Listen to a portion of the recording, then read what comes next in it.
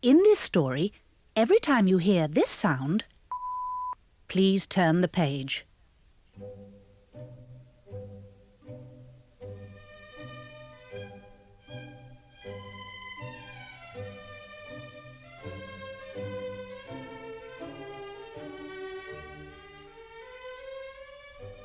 The Elves and the Shoemaker.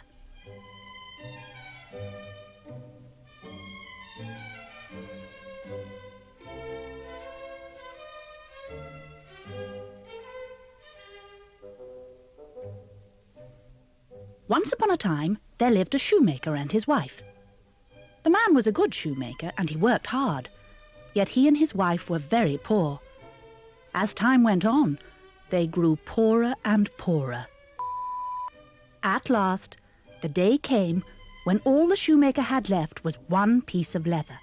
It would only make one pair of shoes. That evening, before he went to bed, the shoemaker cut out a pair of shoes from the leather.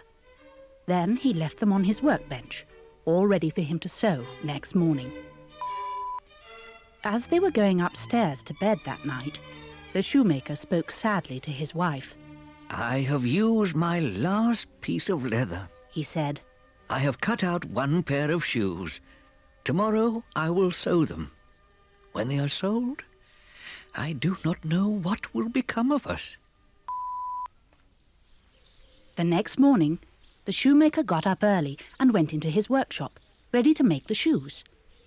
On his bench, instead of the leather that he had left cut out, he found a pair of shoes already made. He was astonished and did not know what to think. The shoemaker took the shoes in his hands and looked carefully at them. They were neatly made, with not one bad stitch in them. He showed the shoes to his wife, who said, "I have never seen a pair of shoes so well made. They are perfect." The shoemaker and his wife could not think who had sewn the shoes. The same morning, a lady came into the shop to buy a pair of shoes. The shoemaker showed her the pair he had found on his bench. She said, "I have never seen such well-made shoes." The lady tried on the shoes and they fitted her perfectly. She was so pleased with them that she paid the shoemaker twice the usual price. With the money, the shoemaker was able to buy leather for 2 pairs of shoes. That night, before he went to bed, he cut out 2 pairs of shoes. He left them on his workbench, all ready for him to sew in the morning. The next morning, the shoemaker got up early and went into his shop to make the shoes. But he had no need to do so. On his bench, he found the 2 pairs of shoes already made. He took the shoes in his hands and looked carefully at them. Once more, he found that they were neatly made, with not one bad stitch in them. That morning, a man came into the shop to buy some shoes. The shoemaker showed him the 2 pairs of shoes that he had found on his bench. The man said, "I have never seen such well-made shoes." He was so pleased with them that he bought both pairs of shoes. He paid the shoemaker twice the usual price. With the money, the shoemaker was able to buy leather for 4 pairs of shoes. That night, before he went to bed, he cut out 4 pairs of shoes.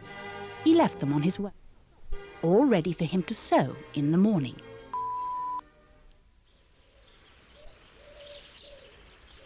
The next morning, the shoemaker got up early and went into his shop to make the shoes. But he had no need to do so. On his bench, he found the 4 pairs of shoes already made. He took the shoes in his hands and looked carefully at them. Once more, he found that they were neatly made, with not one bad stitch in them. And so it went on. Every night, the shoemaker cut out some shoes and left them on his workbench. Every morning, he found the shoes all neatly made. Many rich customers came to his shop to buy these perfect shoes. So, in time, the shoemaker and his wife became rich. Yet the shoemaker and his wife still had no idea who made these perfect shoes for them.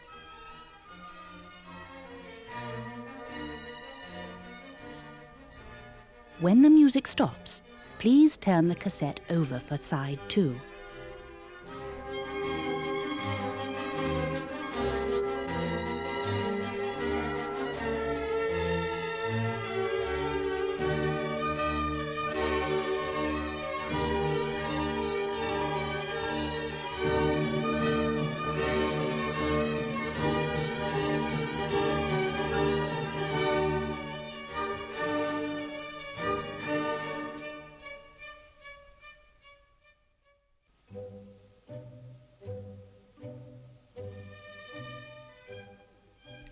One evening, not long before Christmas, when the shoemaker had finished cutting out shoes, he went to his wife.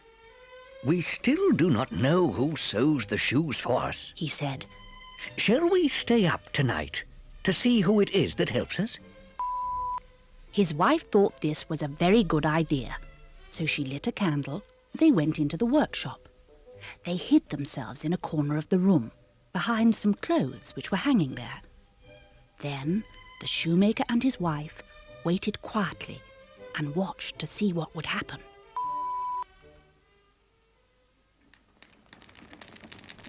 For a long time, nothing happened. Then, just as the clock struck 12, the door of the workshop opened quietly.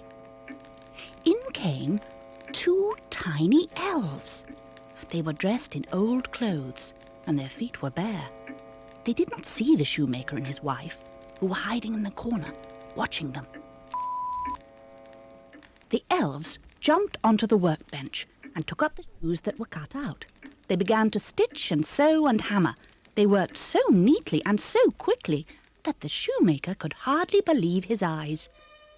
The elves did not stop for a moment until all the cut-out shoes were finished. Then they ran quickly away. The next morning at breakfast, the shoemaker asked his wife, "How can we thank these little elves who have made us so rich and so happy?" I know what we can do, said his wife. We can make them new clothes and shoes. Their own clothes are ragged and their feet are bare.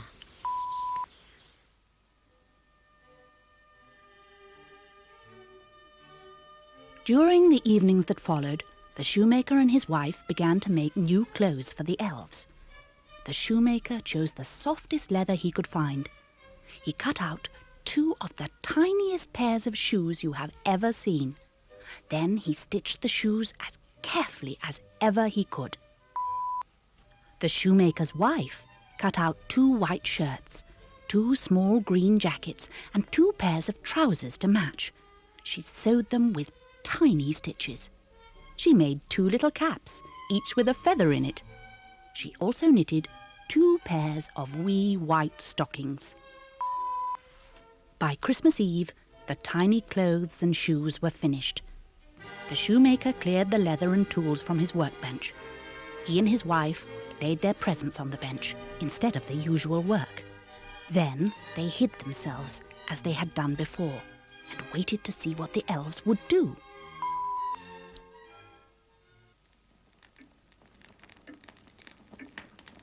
Just as the clock struck 12, the door opened quietly, as before. The 2 elves came running in. They still wore old clothes, and their feet were blue with cold. They jumped onto the bench, ready to get to work at once. But there was no leather on the bench, only the tiny clothes. The elves were astonished at first, and then they were delighted. In no time at all, they were out of their old clothes.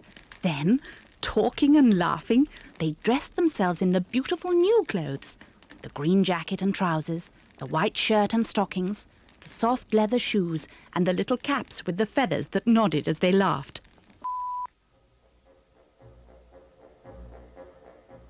In their delight, the little elves skipped and jumped over chairs and benches.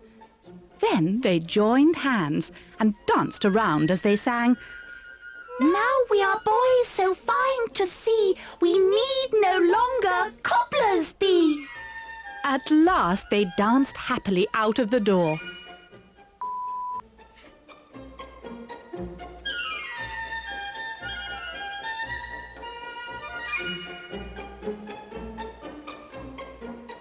The shoemaker and his wife never saw the little elves again. But from that time, good luck was always with them. They were rich and happy for the rest of their lives.